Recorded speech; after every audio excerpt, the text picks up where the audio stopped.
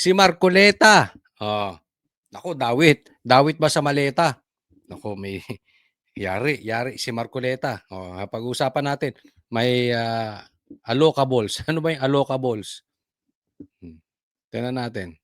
Ngayong gabi, iginiit ni Marcoleta na paninira lang ito sa kanya. Dagdag pa ni Marcoleta, hindi raw dapat maging entablado ang Senado para sa mga anyay intrigero na alam naman daw kung ano ang totoong motibo. Bukod dyan, muli ring binira ni Marcoleta ang Partial Committee Report sa Flood Control Scandal ng Blue Ribbon Committee kung saan chairman si Lacson. Hindi raw kasi nito idiniin sina dating House Speaker Martin Romualdez, dating Presidential Legislative Liaison Office Head na si Adrian Bersamin at dating Justice Undersecretary Jojo Cadiz.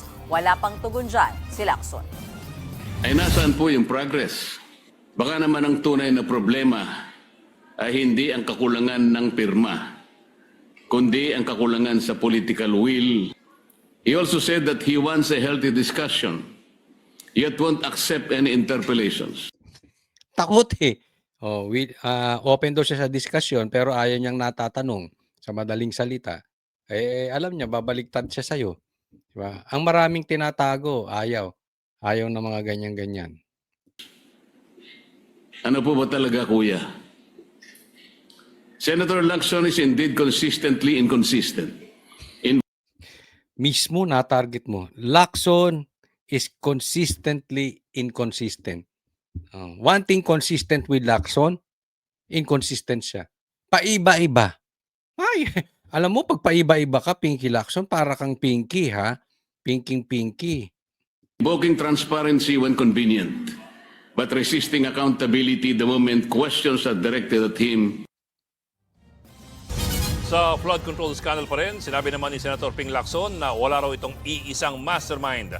Ayon kay Lacson, base sa mga nagdaang hearing at sa partial committee report, may mga mastermind sa katiwalian sa kada rehiyon. Si Lacson ang chairman ng Senate Blue Ribbon Committee na nanguna sa investigasyon sa korupsyon sa flood control projects. There's an overall mastermind. Kasi nga, di ba, ano to eh, driven by greed. Tsaka sabi ko nga, di ba, parasitic eh. Para bang walang tigil na ng but merong organized na grupo, pero within a certain agency, within a certain district engineering office. Yan. Alam mo kung ba't sinasabi nitong si Lacson na walang mastermind? Kasi ang sinasabi niya ay tulad niyan, within the certain district office. Ibig sabihin, halimbawa sa DPWH o posible sa lugar na ganito, sa ganitong lugar, sa ganitong lugar, sa ganitong lugar, sa ganitong opisina, andyan yung mga sindikato na nangungulimbat.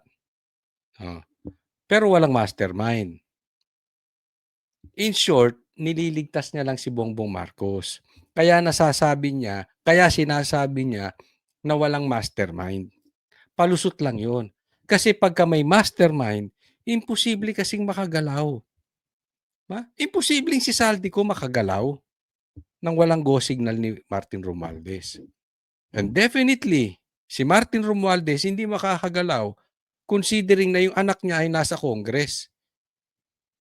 Hindi makakagalaw itong si Martin Romualdez nang wala si Bongbong Marcos dahil si Sandro, yung anak niya nasa Congress. In short, walang lusot si Bongbong Marcos. Posible, hindi niya alam, inutil siya. Or, guilty siya. Pero kung ako tatanungin, guilty siya, hindi siya inutil. Ewan ko, kayo, tanungin ko, tama ba ako o tama-tama? Diba? Ano sa tingin ninyo? Walang alam si Bongbong Marcos, mahinang presidente lang, inutil lang? O siya talaga ang mastermind? Dagdag pa ng senador, maging ang pugante at dating kongresistang si Zaldico ay hindi pa rin matuturing na mastermind. Sa ngayon, hindi pa rin napapauwi ng Pilipinas si Ko na sinasabing nag-apply na ng political asylum sa France. Fully organized, parang mafia, na lahat na sa'yo susunod. I don't think so kasi merong mga hindi niya rin kayang, probably hindi ko sigurado, based on evidence, meron din talagang particular congressman, not necessarily Saldico, congressman contractor, na nagmamanipulate siya within his sphere or area of influence. Sasabi niya kasi hindi mastermind si Saldico. Hindi po talaga si Saldico. Ako sa tingin ko hindi. Ang mastermind diyan yung magpinsan. Ito, bigyan natin itong issue na ito Si Senator Rodante Marcoleta matapos siyang idawit ni Senator Ping Lacson sa umano'y bilyon-bilyong pisong allocable sa flood control scandal. Sa kanyang privilege speech sa plenaryo ngayong gabi, iginiit ni Marcoleta na paninira lang ito sa kanya. Yung usapin na patungkol dito sa may allocables naman si billion, 500 million ata, 500 billion. I'm not sure do sa numero. Pero itinuturo etong si Marcoleta. Ngayon, parang uubusin ni Lacson ang mga senador, 'di ba? Sinong nasa listahan ni Lacson? Doon sa partial report, si Chis Escudero, si Jinggoy, si Joey Villanueva. Ngayon itinuturo naman niya si Marcoleta. Isipin mo, tinuro mo ng lahat. Kulang na lang ubusin mo ang mga senador. Pero yung mga congressman hindi mo maituro. Ni hindi mo nga maipatawag. Ni hindi mo nga mabanggit. Nakasabwat. Etong si Romualdez. Na itinuturo ng 18 Marines na ang mastermind na hinahatiran nila ng maleta ay si Romualdez tsaka si Bongbong Marcos. Hindi po sa pinagtatanggol ko itong mga senador but definitely effective po kasi kung ang iyong binabanatan ay mga senador, effective for diversion. Kaya ako kung ito'y aking opinion lang. Hindi ako naniniwala na involved dito sila Chis Escudero, Jinggoy, Eddie Villanueva, kahit si Bong Revilla. Si Marcoleta rin hindi. Ito'y personal kong opinion Kung merong mang silang pagkukulang, siguro naregaluhan sila. Pero I don't think na talagang sila ay tumatanggap ng mali-maleta o na consistent basis. Baka nakasama lang sa kanilang kampanya. Yan, posible yan. Posibleng nag-contribute. That I don't know, okay? Pero ang punto rito, bakit ko nasasabi yan? Dahil kitang-kita naman sa nangyayari sa Pilipinas.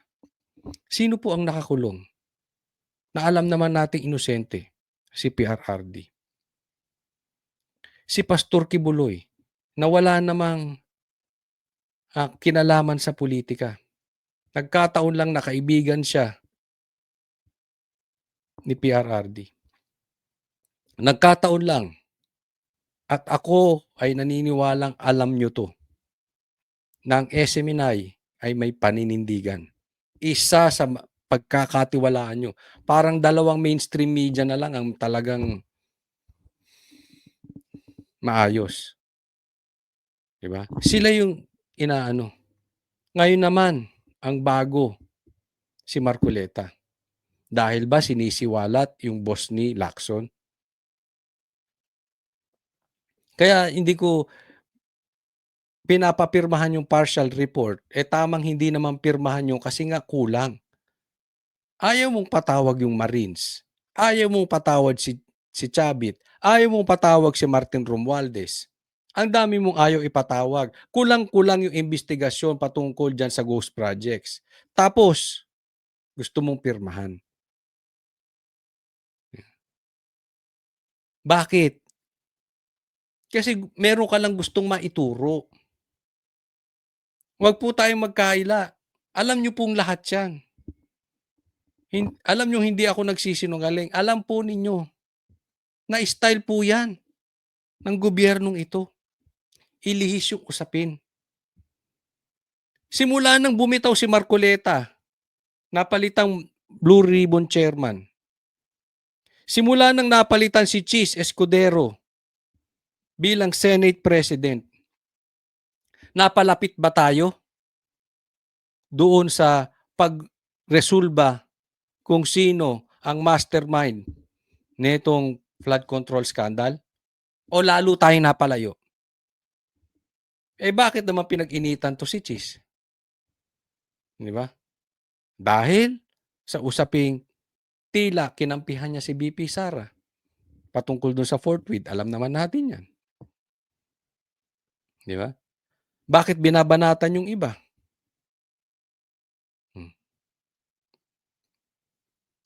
Sila Jinggoy. Kasi alam natin, boboto yan. Laban sa conviction sa impeachment. Sila Villanueva. Alam natin yan. Si Bong Revilla din. Bakit pinag-iinitan? Kalaban sa politika sa Cavite. Para meron silang maiturong sikat. Malilihis. Lahat ng nangyayaring ito, pansin nyo, palayo tayo kay Romualdez saka kay Bongbong Marcos. Yang ginagawa ni Lacson at ni Tito Soto, palapit ba tayo sa mga mastermind o palayo?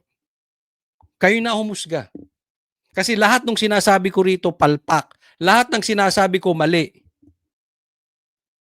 Kung naririsolba sa totoong buhay, itong ghost projects. Pero kung hindi, lalo tayong lumalabot palayo ng palayo. Tama ako, mali itong sila Lacson. Hindi po sa nagmamagaling tayo. Pero kita nyo naman sa nangyayari sa paligid eh. Si Chabit na lang, hindi ipatawag eh. Diba? Willing siyang pumunta dyan. Eto, isa pa, may papakita ko sa inyo. Patunay na nagsasabi si Bongbong Marcos ang may pakana ng lahat ng ito. Reliable person. Hindi po siya Duterte. Sa katunayan, galit siya sa Duterte. Kinalaban niya si Duterte.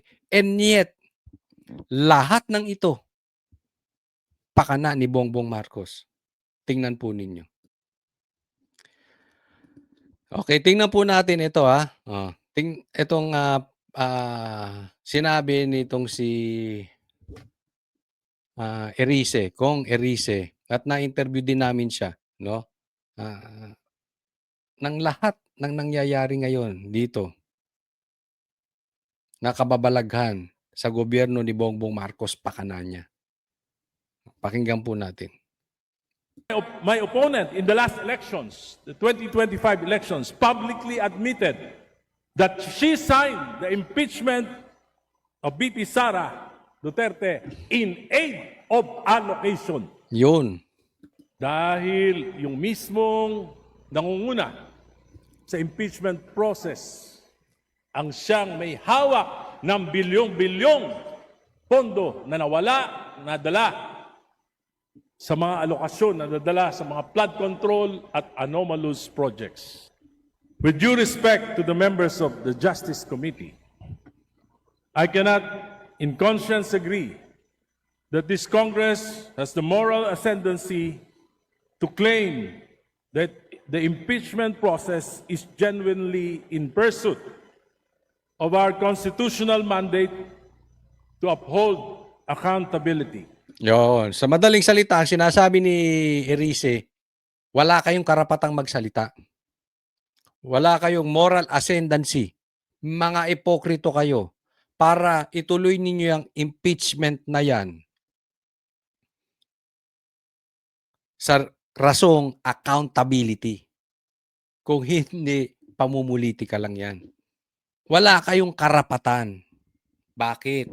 Yun yung sinasabi niya eh. Yung nakaraang impeachment, sinabi ito ni Chanco. At ngayon din yan ang sinasabi din ni Erice. Pumirma sila for the impeachment, hindi in aid of legislation. Hindi para makagawa ng batas. In aid of allocation. Kasi ginagawang panakot. Pagka hindi ka pumirma, hindi ka mabibigyan ng pangsustento mo sa iyong distrito. Diba? So, tinatakot. Ang sa akin naman ito, anong klase kang congressman kung duwag ka? Tama po ba o tamang-tama? Si Hodang wala kang maibigay sa distrito mo, mapagawa sa distrito mo dahil sumusunod ka sa tama. Dapat manindigan ka roon. Hindi ka himod puwet. Ang pangit po ng hihimod ka ng puwet para lang may maisustento ka doon sa iyong distrito. Mali po 'yun. Dapat manindigan ka. Manindigan ka, tapos isiwalat mo, "Ba't teka muna, ba't hindi kami nabibigyan?" Dapat 'di ba? Kaya ka nga nahalal, eh, dahil ikaw ang leader.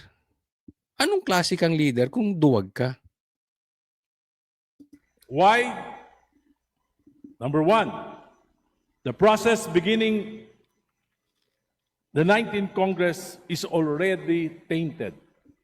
Ito po ay pagpapatuloy lamang ng proseso na naganap ng 19th Congress. It is marked by hundreds of billions in infrastructure allocations and massive ayuda programs to cooperating legislator in the 19th Congress. So ibig sabihin, ang laki nga ng nakurakot ng 19th Congress na doon nagsimula yung impeachment. Na ang nagpasimula nung impeachment na yon ay si Saldico na siya ngayon ay nasa ibang bansa at hawak niya ang pondo ng buong Pilipinas. Yan po ang punto ni Erice. Tapos, hindi na nga natuloy noon, ginagawa niyo pa rin ngayon. Na alam niyo namang mali. The allegations of maleta and paper bags of cash during the impeachment process in the 19th Congress, hindi pa po ito naimbestigahan at hindi pa nare-resolve. Diba? Hindi pa nare-resolve yung problema. In short, sa ghost projects, sa flood control scandal, hindi pa nare-resolve. And yet, here you are.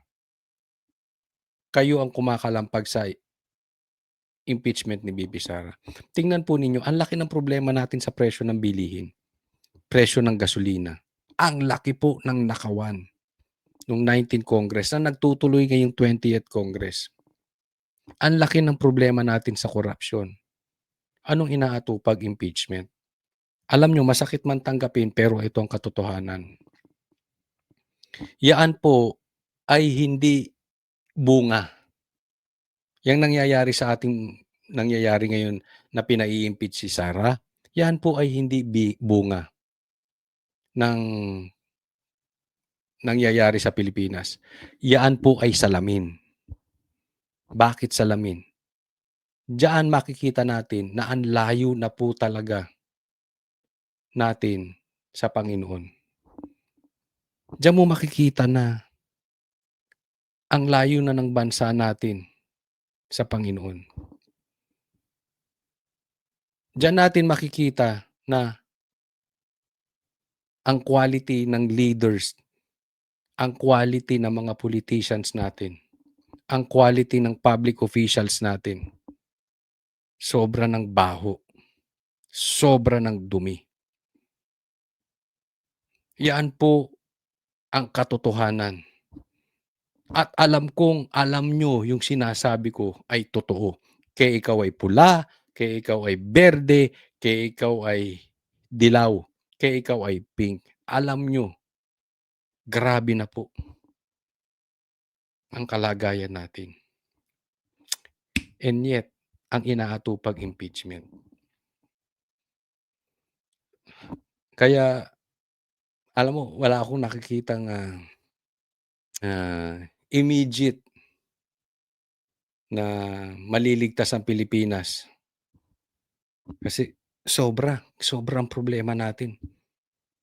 Kung bagat sa isang sakit, ang problema ng Pilipinas ay nasa 4th stage colon cancer. Ganun po kalupit. Konti na lang. Malapit na. Malapit na sa hukay. Ganun po. Ang kailangan na lang natin, milagro. Yan na lang po talaga pag-asa natin. At ako, naniniwala ako sa milagro. So, tuloy lang tayo. One of the prime movers of the impeachment in the 19th Congress is Saldico, Di ba? who resigned and left the country. Mm. Nakapagdududa. Dahil yung mismong nangunguna sa impeachment process ang siyang may hawak ng bilyong-bilyong pondo na nawala, nadala. Nangunguna sa impeachment, si Saldico. Tinutuloy pa rin ngayon ng mga bata niya. Bata ni Tamba. Sa mga alokasyon na nadala sa mga flood control at anomalous projects. Maraming mga pahayag na nakakabahala, ngunit hindi natin ito iniimbestigahan. Kung susuriin lang natin ang mga allocations sa mga distrito ng mga legislators na aktibo sa impeachment process noong nakaraan, at marami pa rin mga aktibo ngayon. In particular, in the 2024 and the 2025 national budget, magugulat tayo sa laki nito. Even in my opponent in the last elections, the 2025 elections, publicly admitted that she signed the impeachment of VP Sara Duterte in aid of allocation. Natatakot siya na hindi siya mabibigyan ng pondo kung hindi siya pipirma sa impeachment. Diba? Hindi lang si Chanco nagsasalita. Kayong ibang mga congressman na duwag, kailan kayo magsasalita? Buti pa si Chanco nagsalita. Nagsalita. Tandaan po natin, si Chanco, maka-BBM.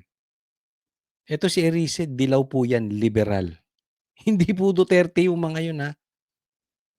Pero matapang silang nagsasalita. These circumstances put serious doubts. Is this accountability or is this about political leverage? After the impeachment vote in the plenary, let us examine the status of the four later release allocations. Yan ang nakakatakot dyan, yung FLR, for later release. Hindi ko i-release, pirma muna. Sa madaling salita, walang budget, walang pirma, walang budget, walang release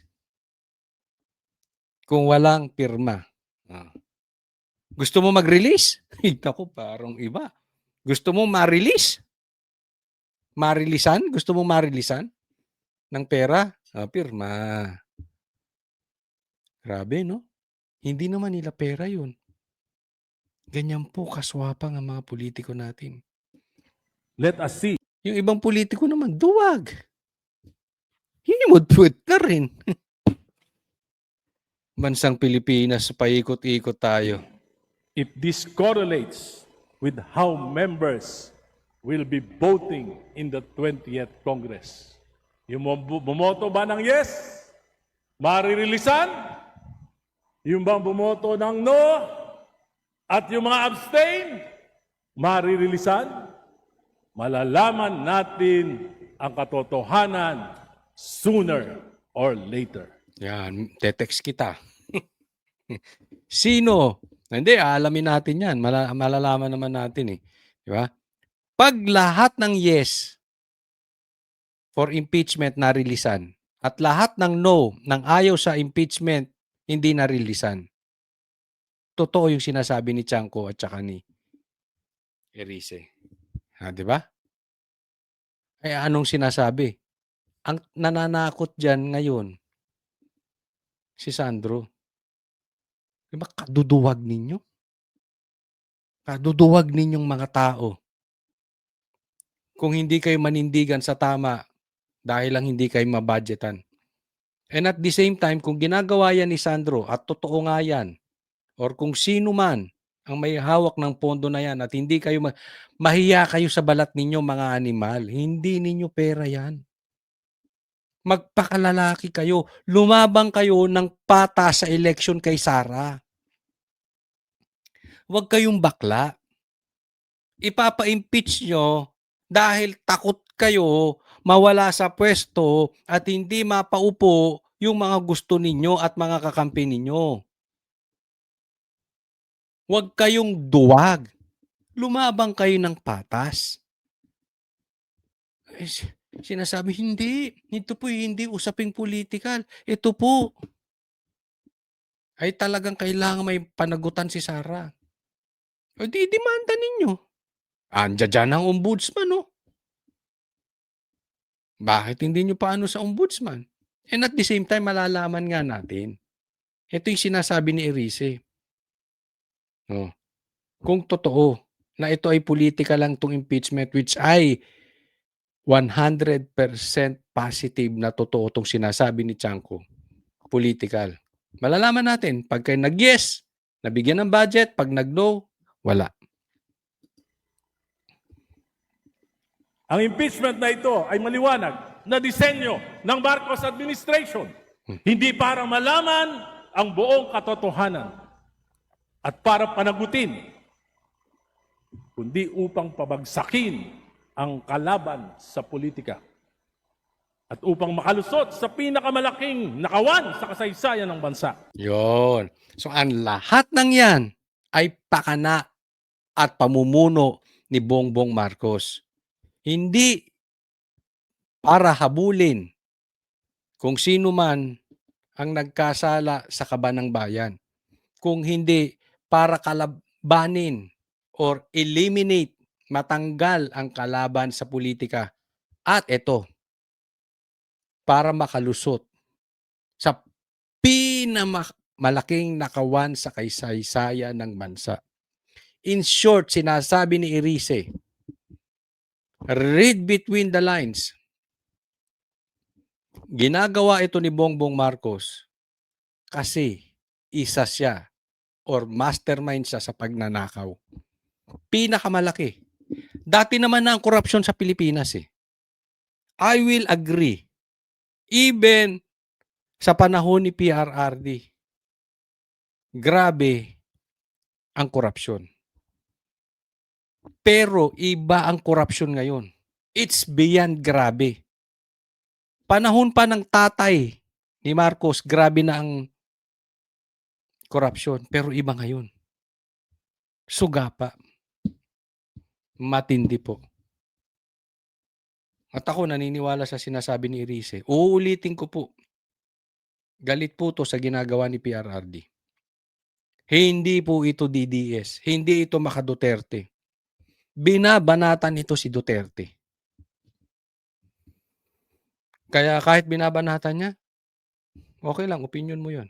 Pero ako, sa mga sinasabi nito, ay agree ako. Salute ako. Dito sa, alam mo naman sa, kay Coach Oli, sa Banateros, pag tama, palakpakan. Pag mali, banatan. Eto po munang pag-usapan natin na alam nyo kung bakit. Dahil may connection po to kay Franco Mabanta sa pagkakahuli niya. No? Connect po yan. Tingnan po ninyo ang nagiging reaction ng Malacanang. Dito. Okay? Eto po kasi, meron pong gustong batas na ipatupad, na ipasa itong si Robin Padilla. Kaya lang, ang problema, parang ayaw ni Bongbong Marcos. Kung ako tatanungin, ayaw niya. Ayaw niya. Makikita po sa sagot. Kayo po, sa tingin ninyo, bakit ayaw ni Bongbong Marcos? Pag-usapan po natin. Ma'am, si Senator Robin Padilla, naghain po siya ng panukalang batas para po sa taunang mandatory drug testing sa lahat ng elected at appointed officials. Nako, ba't naman may ganon?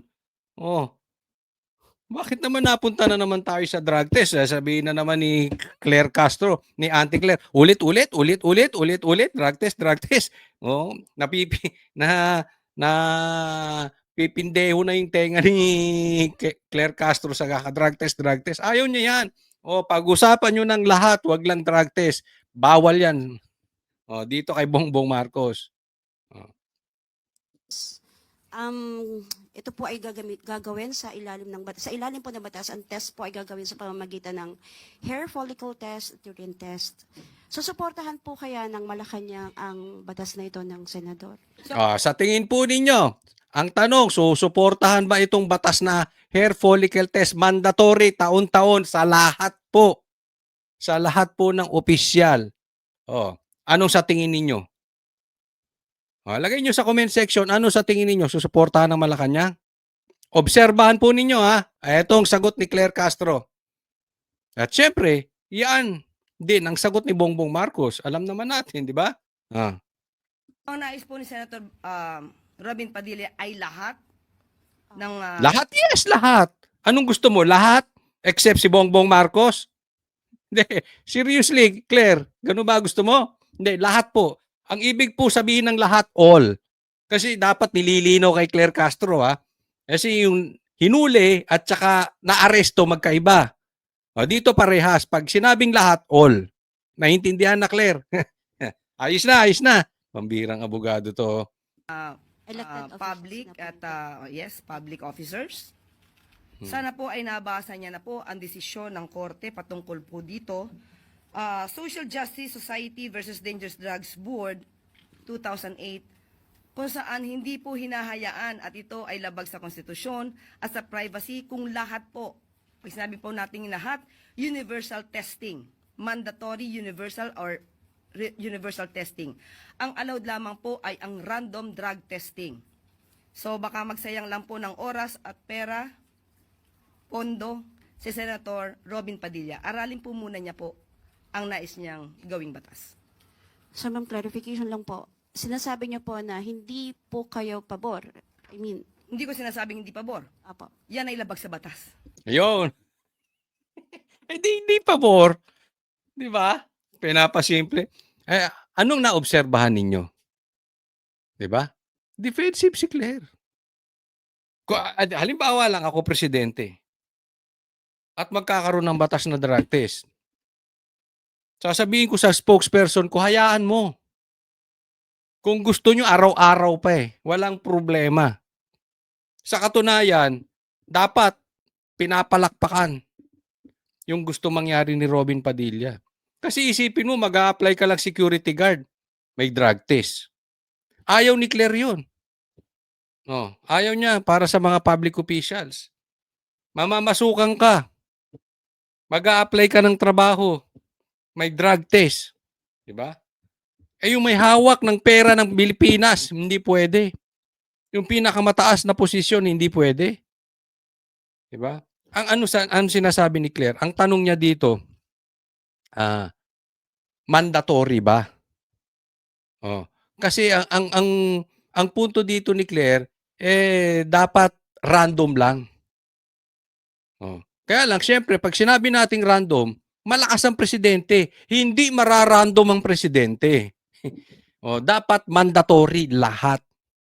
In English, all. So napunan nyo napaka-defensive ng presidente natin. Kaya nga naman ang trust rating ni Bongbong Marcos, pababa ng pababa ng pababa. Sinabi ni PRRD, presidente dati, bangag ka. Sinabi mismo ng kapatid mo, bangag ka. Tapos magkakaroon ng drug test, ayaw mo. Sasabihin lang ni Claire, hindi ko sinabing ayaw ko. 'Di ba? Kaya lang labag sa batas. Hindi nga Kaya nga magkakaroon ng batas. Na drug test. Ang sa pagkakaalam ko, hindi naman tayo abogado, no? Bawal po ang drug test kung kumakampanya. Hindi yun karagdagan sa qualification, 'di ba? Pero kung gusto mo, pwede ka mag-drug test. Pero habang ikaw ay presidente, nasa batas din po na dapat nasa tamang kalusugan at kalakasan ng presidente. Kung tutuusin po, nasa batas na obligado ang presidente sabihin kung siya ay hindi niya na kayang manungkulan dahil sa kanyang sakit. Sa katunayan, ang sundalo ay pwedeng manghimasok at alamin ang tunay na kalagayan ng batas. Hindi po ako nagsabi niyan. Konstitusyon po yan. Nasa batas yan. Hindi man ako abogado, yan ay ilang beses na po natin na-discuss. Kaya kung ang basihan lang ni Claire ay nasa batas, hindi mo pwedeng obligahin ng lahat. Teka muna, may pangkontra dyan. Dapat nasa tamang kalusugan ang presidente. Na ngayon ay kaduda ang kalagayan niya. Ayaw niya maglabas ng medical bulletin, takot siya sa drug test. Ito yung sinasabi natin. Look how guilty they are. How defensive they are. Diyan pa lang malalaman mo na ano ang tunay na kalagayan ng presidente. Ito pa, ipapakita ko sa inyo kung gaano ka-defensive ang presidente. So, kanina lang nahuli si Franco Mabanta ng PGMN dahil sa kasong robbery and extortionist, pagiging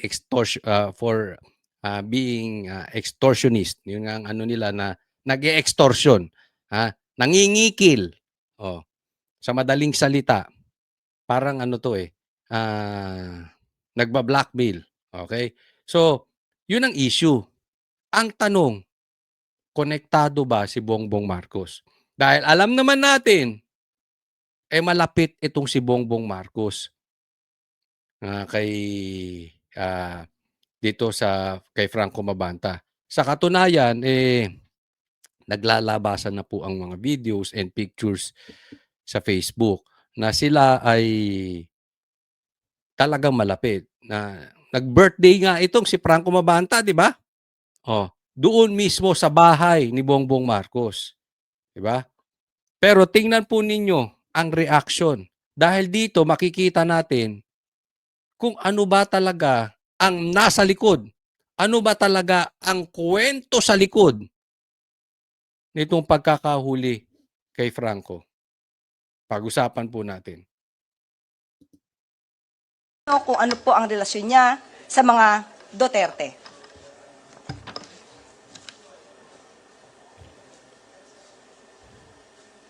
Nandiyan pa nga po si Harry Roque.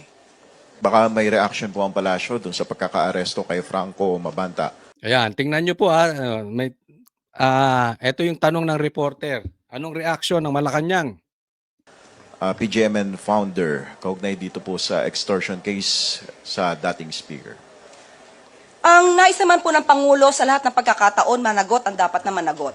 Kung mayroon po silang dapat na panagutan, kung mayroon po silang ginawang krimen, dapat lamang po nilang itong panagutan. Pero definitely, kailangan po ng due process sa lahat. Ayan, sangayon ako dyan.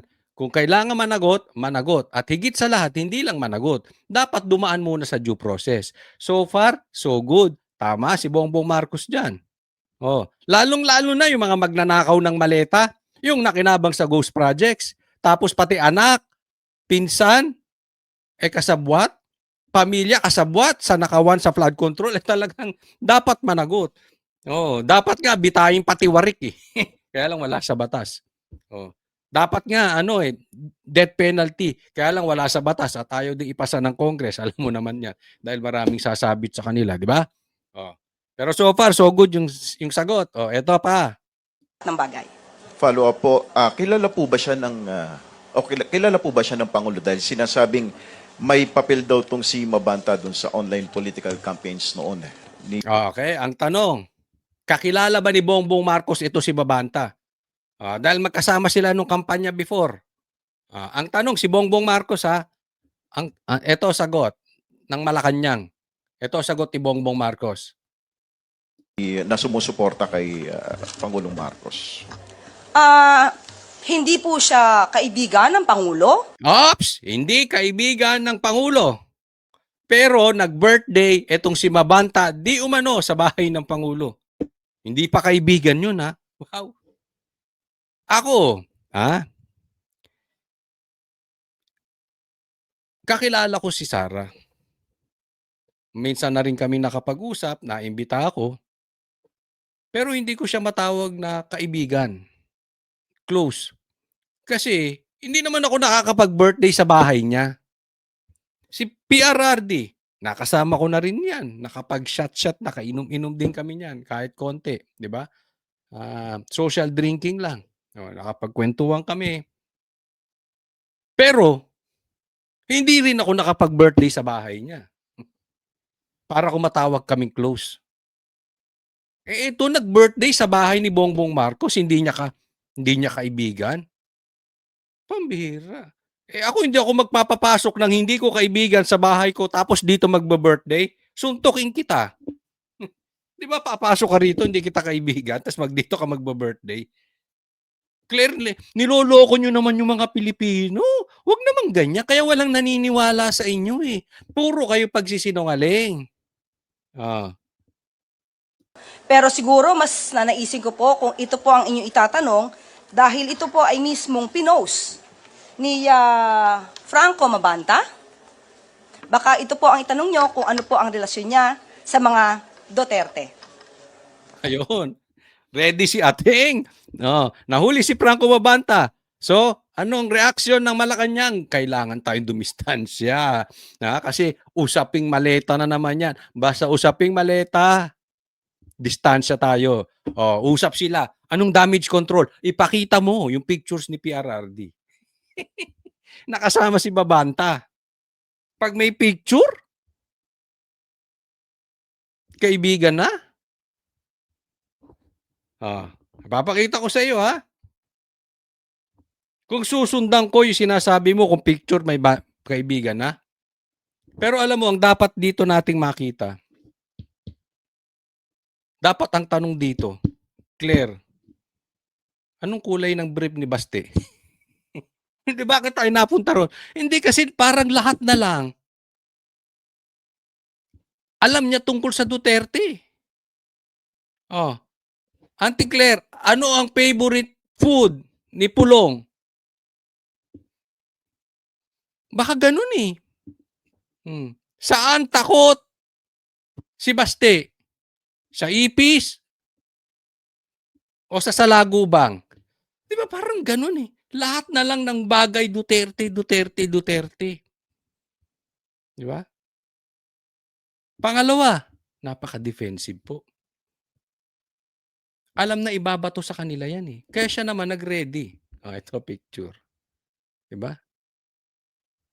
Pag tinanong kung kaibigan ni Bongbong, ilagay mo yan. Ibalandra mo yung picture na yan. Di po ba katawa-tawa na ang PCO? Hindi na parang intellectual ang sagot ng PCO? Parang katawa-tawa na ang presidente natin. Hinahayaan to. Definitely. Gusto to ng presidente. Hindi natin alam. Baka trip to ni Lisa. Baka gusto ni Lisa to, di ba?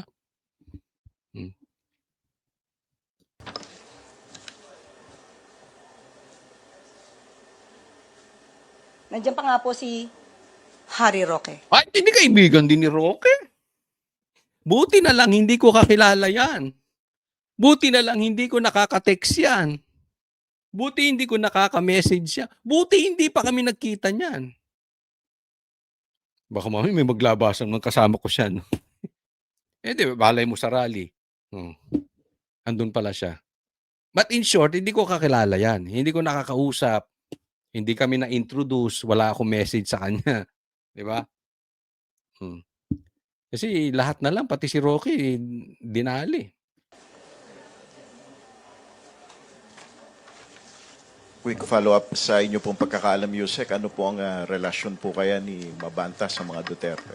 Ay, kayo po ang magtanong sa kanya. Lalong-lalo na po, marami naman po yata siyang na-feature sa kanya mga articles na halos ay kumakalaban sa administrasyon.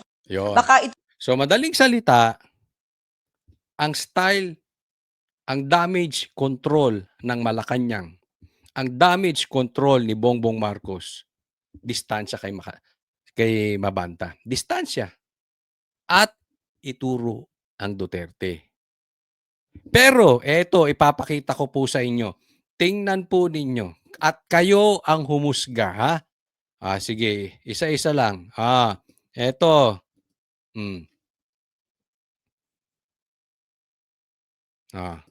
Ayan. Post to. Nakita ko lang itong mga pictures, ha? Is with Sandro Marcos. Oy! Picture ba, Claire, ang basihan? Ay, wow. Patay ka dyan, Claire. Patay ka dyan, Claire. Yan ang sinasabi ko. Hindi ko alam kung anong klaseng abogado to si Claire. Hindi ko sinasabing matalino ko. Kaya lang, kadalasan po, sa buhay ng tao, daig ng totoo ang matalino. Kasi magpapalusot at magpapalusot ka eh. Oh, 'di ba? Oh, ngayon, dahil may picture, close na. Oh, eto pa, sige. Ha? Tatadtarin kita. Hmm.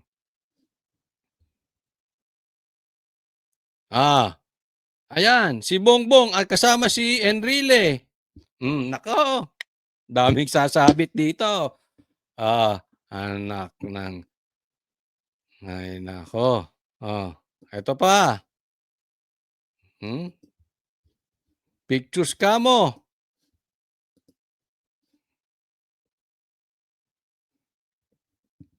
Nako, ito. Pinupuri ni Mabanta si Bongbong Marcos. Ay, close na close. Ha? Sino yung aso? Ano kayang pangalan ng aso na yan? Eto pa. Nako, si Isko naman. So, ibig mong sabihin, pagka may picture, kasabwat na? Ako, sasabihin ko sa inyo, I don't think so. Hindi parating ganon. Di ba? Pinapakita lang natin dito na marami talagang pictures to si Mabanta. Diba? So, Bongbong Marcos, kaibigan mo na ngayon si Isko. So, ibig mo bang sabihin, kasabwat din si Isko? Kung ako tatanungin, I don't think so. Eto pa.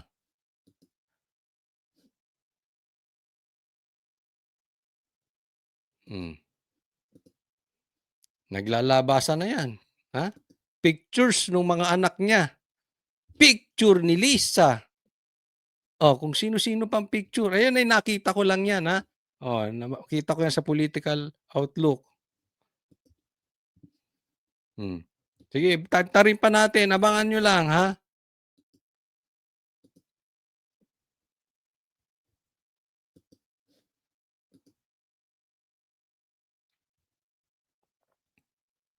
Eto. Ang daming kasama. Ha? Kasama rin si Bongbong Marcos. Di ba? Sa gitna ni Bongbong Marcos at sa gitna ni Mabanta, ang daming chicks. Uy, di ba? Ibig sabihin yan, pag may picture, guilty. Claire, yung logic mo. Alam mo, kung ako, magagalit ako. Ako magagalit talaga ako kung ako anak ni Bongbong Marcos. Sandro, niloloko na nila yung tatay mo. Mali po ang diskarte ng mga nakapaligid kay Bongbong Marcos. Mali ang diskarte ng mga nakapaligid sa tatay mo. Eto pa.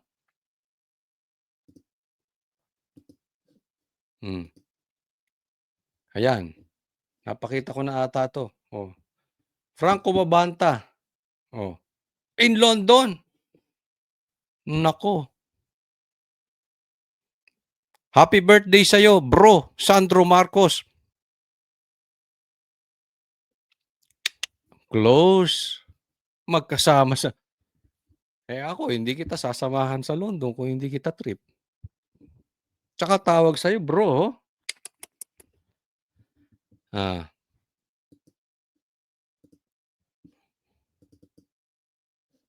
Pictures nga ba? Ang sabi ninyo.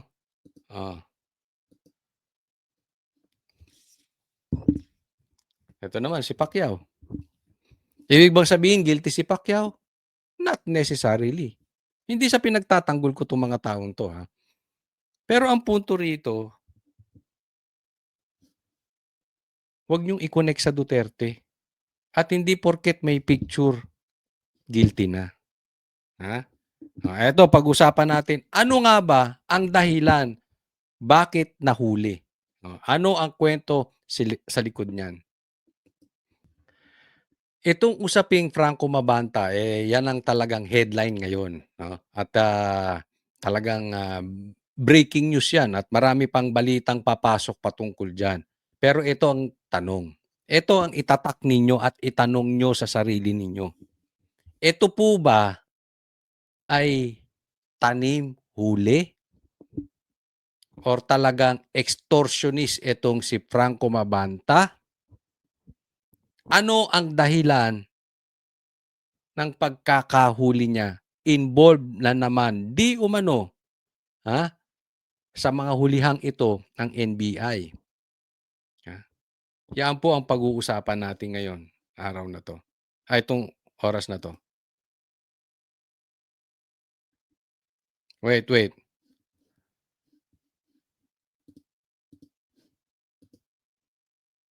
Lamang daw, yan po ginigit ngayon ng vlogger, influencer at content creating platform founder na si Franco Mabanta matapos ang arestuin ng NBI sa Pasig. Kaugnayan ng umano'y mali-maletang perang tinanggap ng kanyang grupo para umano hindi ikanta si dating House Speaker Martin Romualdez. Nasa frontline. Ang balitang yan si Gio Robles. Male-maletang perang may kabuang halagang 75 million pesos ang nakalatag sa mesang ito. Mali-maletang pera. Okay, tuloy. Ito ang marked money na kunwari ay paunang bayad ng kampo ni dating House Speaker Martin Romualdez sa 5 lalaki na nangikil umano sa kanya. Sa isang exclusive subdivision sa Pasig, nakipagkita kagabi ang grupo sa nagpakilalang tauhan ni Romualdez. Pagkakuha ng marked money, dito na nagpakilala ang kanilang ka-meet up na ahente pala ng NBI.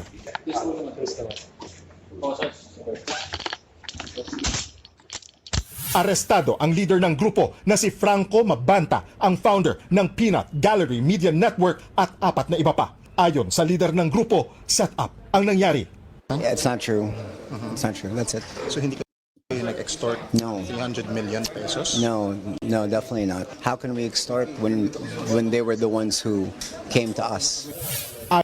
Okay, so yun ang tanong dyan. Okay, set up lang daw ito at paano sila mag-e-extort? No? Paano siya naging extortionist kung ang lumapit po ay NBI? Diba? Malalim po itong usapin na ito. May mangyayari pa po dito. Pero ang lagi po nating tatandaan, sa nakikita ko ngayon, bakit nag-aantay ng pera ito si Franco Mabanta? Diba? Bakit niya kinikikilan si Romualdez? Diba? Drama lang ba yan? Kasi kung titingnan po natin, kung ito ay set up lang, sineset up lang sila ng NBI o ni Romualdez, bakit ka tumanggap ng pera? Nag-aantay ka ng pera. Unless tanim huli po ito. Okay? Hindi ko sinasabing mali ang NBI dito. Pero ang sinasabi ko lang po sa inyo, maraming anggulo ito. Posibleng, hindi po natin alam, hindi ko sinasabing si Matibag, hindi ko rin sinasabing yung mga kasama niyang NBI dahil napakamaraming matitinong NBI. But definitely, hindi perpekto yan. Siyempre, meron din may kalokohan dyan sa loob. Parang pulis, meron din may kalokohan dyan, may mga matitino. Parang doktor, abogado, vloggers, lahat po, politiko, may malinis, merong ano. Pero usong-uso po ngayon, yung tanim huli. Kunwari hinuli, pero hindi naman. Diba? Pwede rin. Halimbawa, hindi naman niya talaga plano manghingi. Pero sinet up siya. O bibigyan na lang kita ng pera. Diba? Kaibigan naman tayo. Kapatid ko naman, pinsang ko naman yung kaibigan mo. Huwag ka na lang maglabas ng mga videos ko. Pwedeng nagkusa siya. Kasi ang kwento rito, nanghihingi daw tong Mabanta na ito ng 300 million kay Romualdez para hindi ilabas yung mga anomalyang ginawa ni Romualdez. Pwede rin namang si Romualdez mismo ang lumapit sa kanya. Ayaw niyang tanggapin, pero siguro pinipilit siya. Okay na yan. Wala tayong pag-uusapan sa'yo na yan, basta huwag mo nang ilabas. Pwedeng ganon. Or pwede rin na Hindi naman ito patungkol sa video. Ito ay patungkol sa baka may koneksyon sa flood control. Kasi mali-malita. Remember, anong sinabi ni Saldico? Na binibigyan niya ng maleta, ito si Romualdez. Kalakaran na po sa mga opisyal ng gobyerno ang maleta. Ano din ang sinabi ng 18 Marines? Nagdi-deliver sila ng mali-maleta. At ngayon po, mali-maleta na rin ang usapin. Diba? So habang inaaral po ito, habang tinitingnan natin ang angulo, ito po ang naibulong sa akin from the inside. Hindi ko nasasabihin kung from the NBI or from the sari-sari store. Ang masasabi ko lang po sa inyo, lihiti mo itong nagbulong sa akin. Dahil marami po talagang lalabas na kwento dyan. Yung kwentong naririnig natin ngayon ay kwento lang ng NBI yan. Siyempre, kwento nila yan, bida sila. Hindi ko po sinasabing hindi totoo. Pero, titingnan po natin ang punot dulo nito. Pagka ang magiging end result nito, madidiin si Romualdez at si PRRD or ang Duterte. Tapos, ligtas si Bongbong Marcos. Trinabaho to. Yun lang po yun. Di ba? Napaka-imposible naman na kaibigan ito ni Bongbong Marcos. Tapos ang madidiin dito ay si Romualdez lang na ngayon ay tinatraidor na ni Bongbong Marcos at si PRRD. Hitting two birds in one stone dito. Di ba? Mapapansin ninyo, it's still early to know. Ano pa to? Developing story pa to. Breaking news pa lang. Pero makikita nyo ngayon, ang dinidiin ng NBI or ng mainstream media ang kakampi nila, si PRRD tsaka si Tambaluslos. Di ba? So kung magtutuloy-tuloy yan, alam nyo na. Hindi ko po sinasabing walang kasalanan si Franco Mabanta. Pero kung ganun ang mangyayari, drama ang kalalabasan ng hulihang nangyari ngayon. Maaring legit yung panguhuli, pero yung mga susunod, tahi-tahi na po yan. Para mailihis na naman. Kaya after nitong kay Franco Mabanta, balik tayo sa gobyerno ni Bongbong Marcos. Kasi andyan ang problema natin, yung ghost projects. Ang problema natin, etong flood control scandal. Huwag tayo magpapaligaw. And at the same time, tila nakakalusot na si Bongbong Marcos sa nangyayari. Kaya huwag po tayong papauto.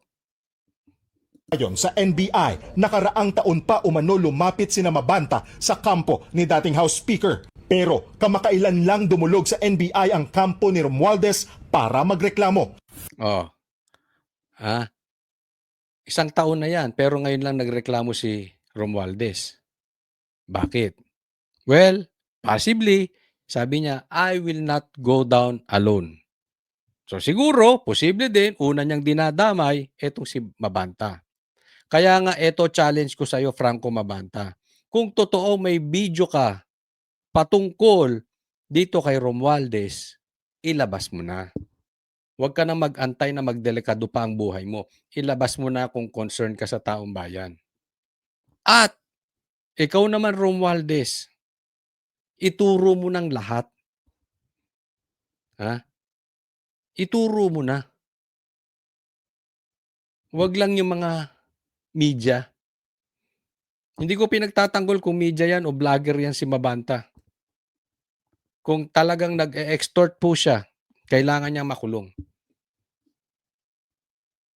reklamo.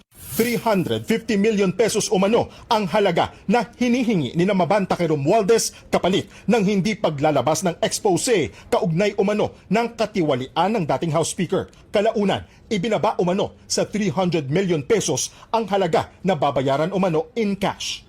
Nag-demand sila ng 4 tranches. So yung 4 tranches is consisting of 75 million per tranche. Meron deadline eh.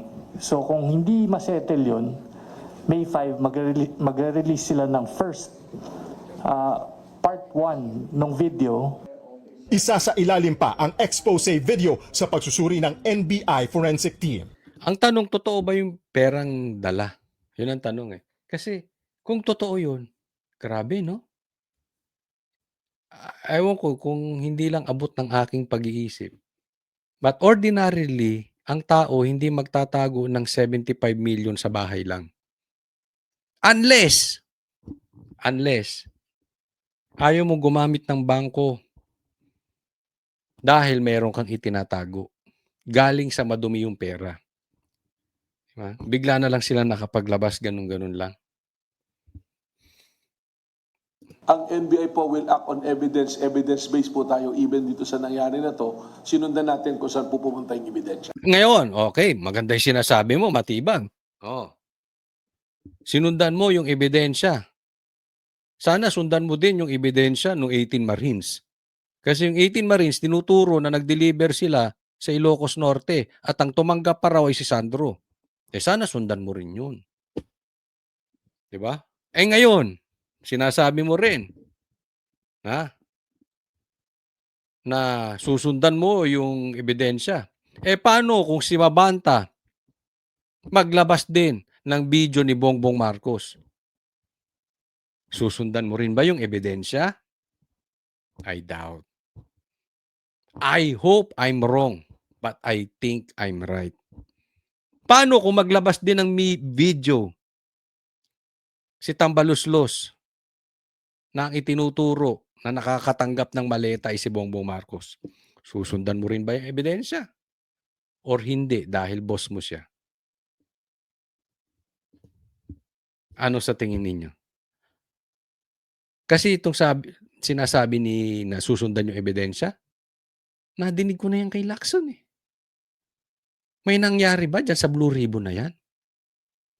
Kita mo katagal na walang nangyari. Nadinig ko rin yan kay Boying. Hanggang ngayon wala pang nakakulong na mastermind. Hanggang ngayon hindi nga imbestigahan yung sinasabi ni Saldico tsaka ng 18 Marines. Well, baka naman iba si Matipag compared kay Boying tsaka kay ewan ko, kayo tanong ko. Iba ba siya kay Lacson tsaka kay Rimulya, kay Boying, itong si Matibag?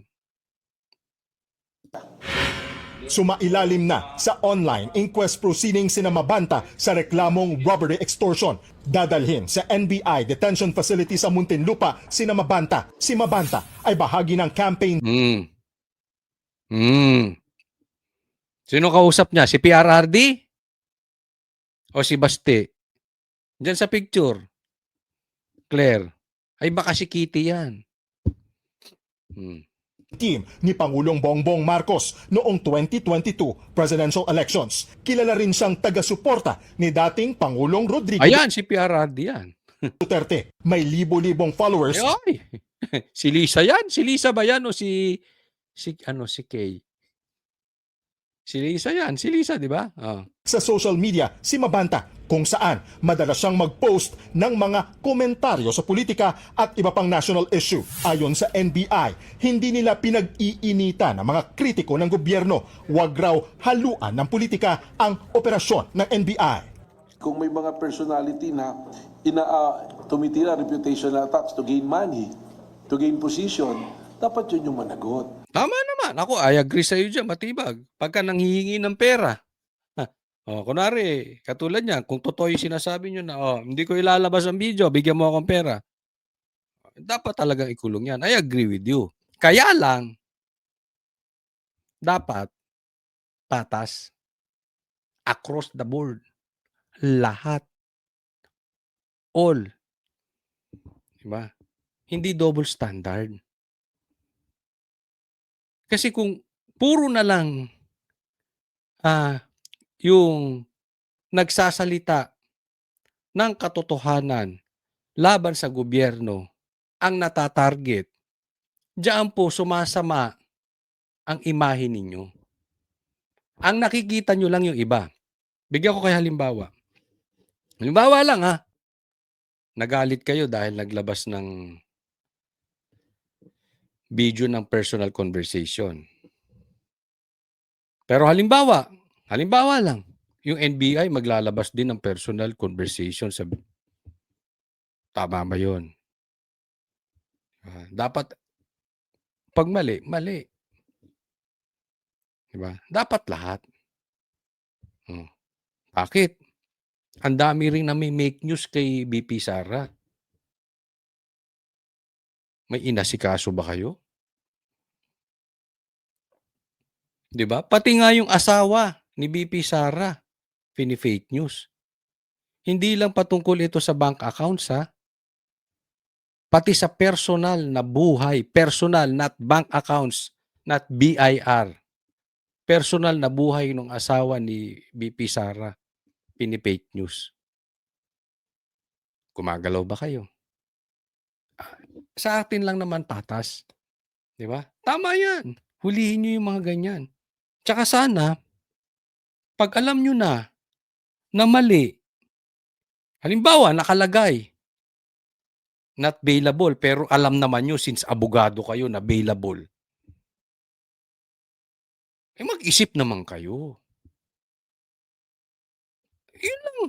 Hindi porkit nakalagay doon not bailable, susundin nyo kahit alam nyong mali. Paano pag nakalagay doon sa warrant of arrest?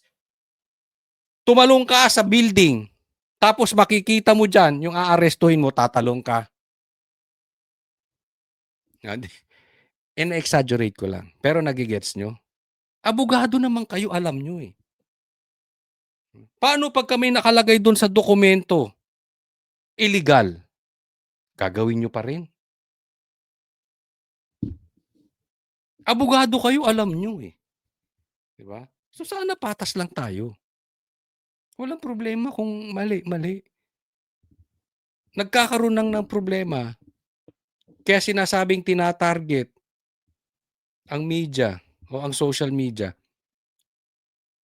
Kasi applicable lang doon sa mga nagsasalita sa gobyerno. Pero pag magsalita sila laban kay Sara, sige lang, go. Kahit fake news, sige, go.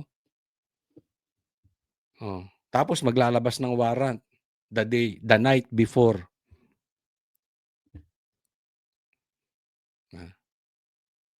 Yun lang naman. Pero, sir, lahat ng sinasabi mo dyan, agree. Tama yan. Pero yung NBI, let's be fair to the men and women of NBI, law enforcement itong mga to. Ay, fair ako sa NBI kasi maraming mababait dyan. Bago ka pa dumating dyan, pinupuri na natin yung NBI. Maraming magagaling dyan. So, fair naman, hindi ko naman sisiraan ng NBI. Kaya lang, pag nagkamali, mali. Regardless. Di ba? Patas din naman tayo eh. Itong mga to. Nagbabalita mula sa frontline. So, antay-antayin po natin yung kwento nitong si Mabanta. Pero, be very observant. Kailangan nakabantay tayo dito. Dahil baka mamaya, biglang bumaligtad yung kwento. Ito si Franco ituro na. Si PRRD. Yung pala, Madriaga style lang. Tanim witness. Tanim huli. Di ba? Tapos si Bongbong malinis. Yan yung mga abangan sa kwento eh. Malalaman din natin. Mahuhuli din sila sa sarili nilang dila. Huwag pong kakalimutan na i-like po itong video na ito. Sana po lagi niyong sasamahan si Coach Oli News at lagi niyong papanuorin, lagi niyo pong susubaybayan itong mga vlogs ko. Diyan lang po kayo at abang-abangan ninyo ang aming programa sa SMNI. Marami po kaming mga gagawing bago sa SMNI.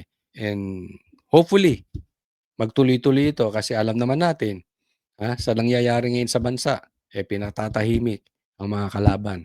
So, suportahan niyo po kami, no? Suportahan niyo kami higit sa lahat. Hindi po tayo nanghihingi ng kung ano ritong pera. So, kung meron kayong maitutulong sa Banateros at sa SMNI, panalangin po. Panalangin niyo kami na malayo kami sa atake ng kaaway. Ipanalangin niyo rin po kami na ma-expose lahat ng mga magnanakaw sa bansang Pilipinas. Lalong-lalo na yung nasa matataas na posisyon na nagpapahirap sa mga Pilipino. Maraming salamat po. God bless everyone.